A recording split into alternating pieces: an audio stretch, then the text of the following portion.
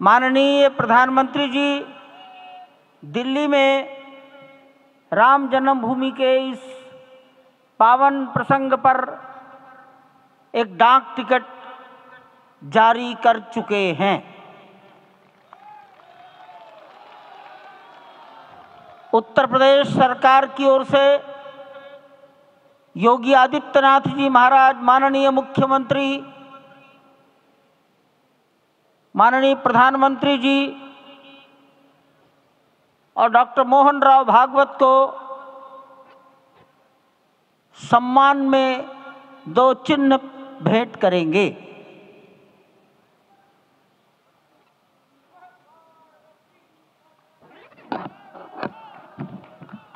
ये राम जन्मभूमि मंदिर के चांदी के 2 बड़े मॉडल हैं।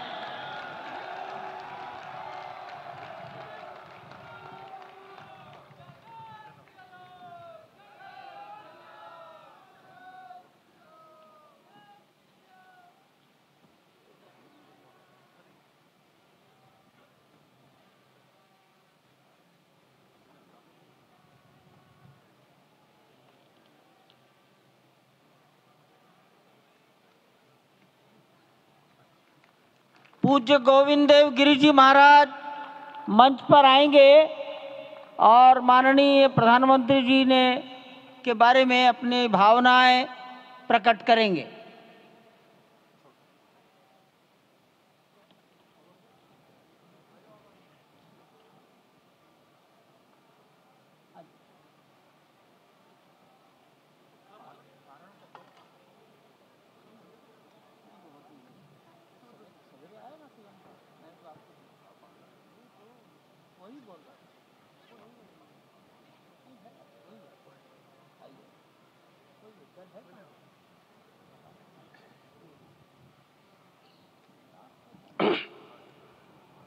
आपदामपहर्तारं दातारं सर्वसंपदां लोकाभिरामं श्रीरामं भूयो भूयो नमाम्यहम्।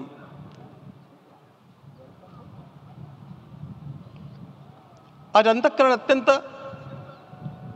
उल्लास से, समाधान से और कृतज्ञता से भरा हुआ है।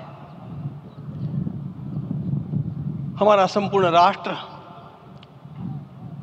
और पूरा विश्व भी आज भगवान श्री राम की प्रतिष्ठा से आलोकित होने का पर्व आरंभ हो चुका है।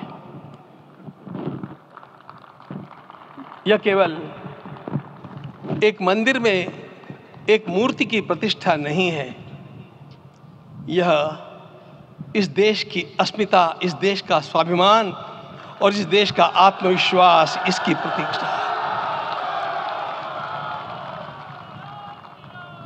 500 वर्षों की प्रतीक्षा के पश्चात यह संभव हो सका। इसके जो अनेक कारण हैं उनके ऊपर तो आलोक हमारे सारे सम्माननीय अभ्यागत डालेंगे ही। मैं केवल एक काम के लिए यहां पर खड़ा हूं, छोटा सा काम। कारण तो अनेक होते हैं, लेकिन अनेक कारण मिलते मिलते आखिर वे एक विशिष्ट स्तर तक पहुंच जाते हैं और उस स्तर पर कोई महापुरुष हम लोगों को उपलब्ध होता है और उस विभूति के कारण युग परिवर्तित हो जाता है। इस प्रकार का परिवर्तन लाने के लिए अपने जीवन को साधना पड़ता है और इस प्रकार जीवन साधने वाले हमारे इस देश की परंपरा के अनेक महान रत्नों में आज हम लोगों को समय की आवश्यकता, युग की आवश्यकता, सनातन के अंतःकरण की आवश्यकता के रूप में हमारे सम्माननीय प्रधानमंत्री जी प्राप्त हुए हैं।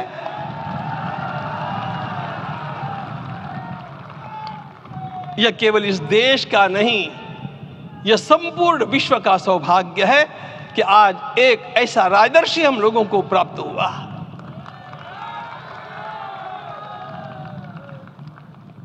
आपके मंगल हाथों से आज प्रतिष्ठा होने की बात थी, वह स्वाभाविक भी था, वो होना ही था मित्रों। लेकिन मुझे इस बात का आश्चर्य हुआ जब मुझे लगभग 20 दिन पूर्व समाचार मिले कि माननीय प्रधानमंत्री जी को इस प्रतिष्ठा के लिए स्वयं अपने लिए क्या क्या अनुष्ठान करके सिद्ध करना चाहिए स्वयं को, उसकी नियमावली आप लिख करके भेजें।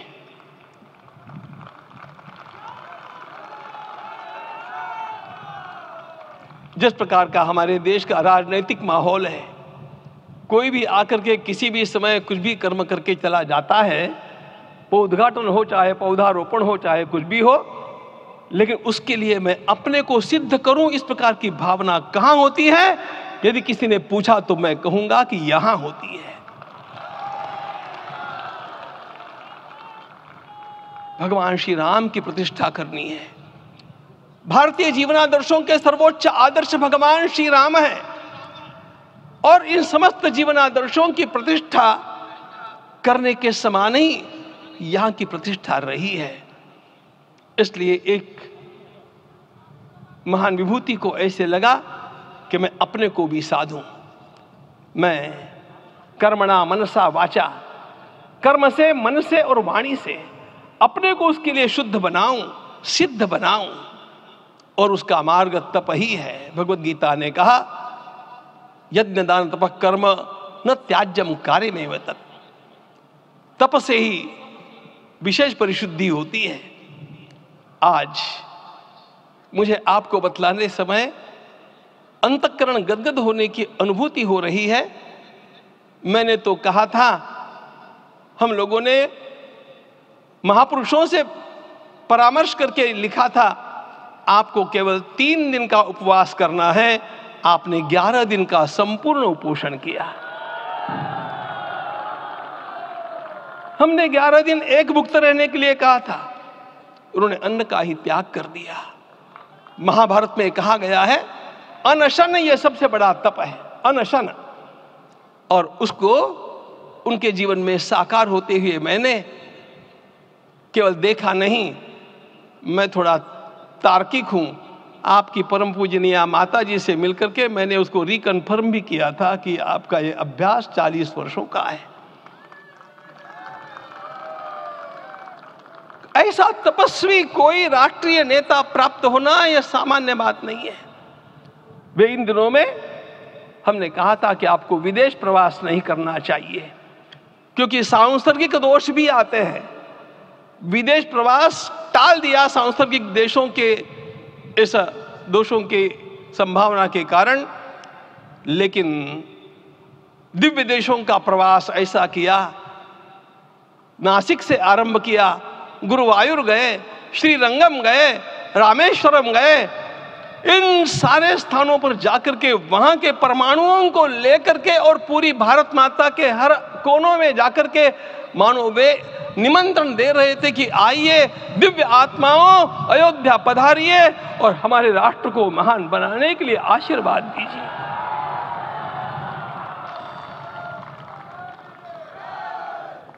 हमने केवल कहा था 3 दिनों तक आपको भूमि शयन करना चाहिए।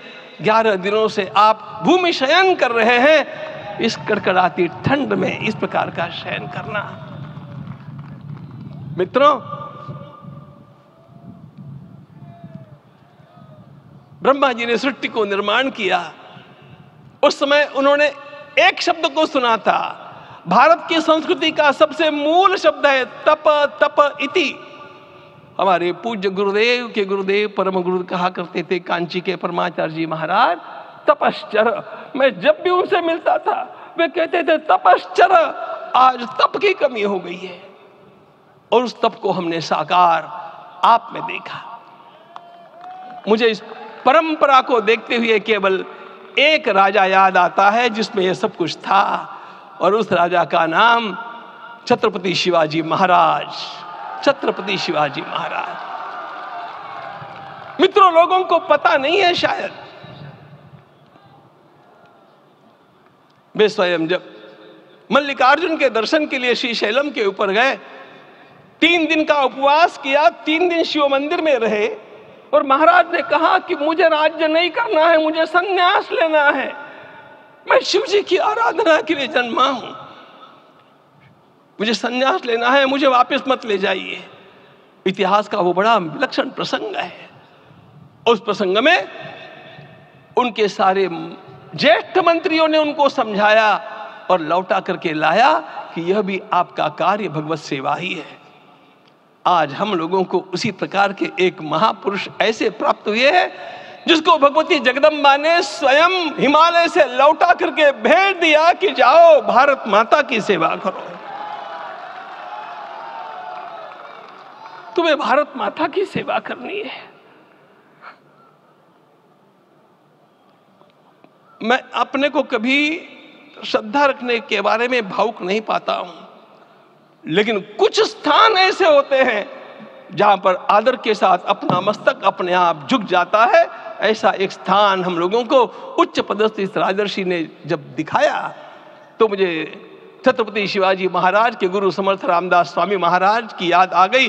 उन्होंने शिवाजी का वर्णन किया, निश्चयाचा महामेरु, निश्चयाचा महामेरु, बहुत जनासी आधारू, अखंड स्थितिता निर्धारू, श्रीमंत योगी, श्रीमंत योगी, श्रीमंत योगी। हम लोगों को आज एक श्रीमंत योगी प्राप्त हुआ। आज मैं यहां पर केवल इसलिए खड़ा हूं कि इतने तपस्या के पश्चात इन सारे महात्माओं की अनुमति लेकर के और उनके आशीर्वाद लेकर के उनका यह तप पूर्ण करने के लिए, उसकी सांगता के लिए उनको चरणामृत दिया जा रहा है। आप सबकी सहमति हो तो आप सब लोग ओंकार का घोष करके मुझे सहमति दें।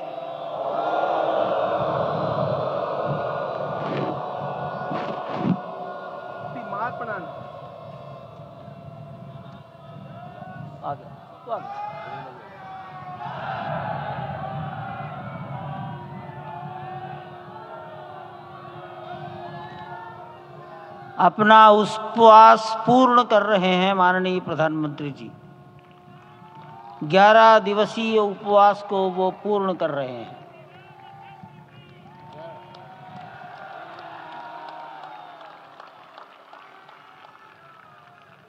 मैं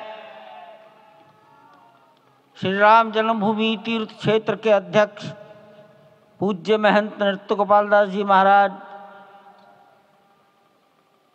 मणिराम छावनी अयोध्या के श्री महंत के चरणों में निवेदन करता हूँ आशीर्वचन के लिए।